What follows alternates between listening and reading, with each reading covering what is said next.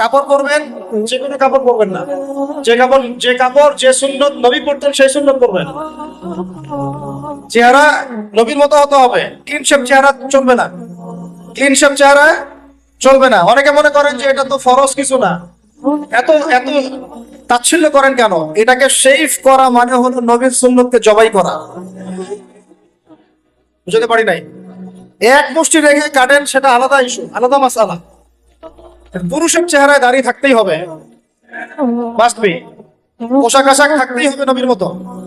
আমরা আমাদের সংস্কৃতি নিয়ে গর্বিত না? গর্বিত না? ইসলামিক সংস্কৃতি কোন দেশ, জাতি, বর্ণ নির্দিষ্ট করে আছে না সবার জন্য? আমাদের নবী কি আরবদের নবী না পুরো বিশ্বের নবী? তাহলে আমাদের নবীর সুন্নত কি শুধু আরবরা পালন করবেন, আমরা সবাই করব? এখন আমাদের সবার চেহারা নবীর সুন্নাহ অনুযায়ী হতে হবে। গোফ ছোট করতে হবে, দাড়ি লম্বা করতে হবে, পোশাক ঠিক করতে হবে, টাকনুর উপরে কাপড় পরতে হবে। এখন ছেলেরা পরে টাকনুর উপরে কি, হ্যাঁ ছেলেরা পরে টাকনুর নিচে, আর মেয়েরা পরে কি উপরে। এরপরে বসে ছেলের সাথে বাইকে, দেখবেন হাঁটু পর্যন্ত দেখা যায়। সেটা এমন না এখন?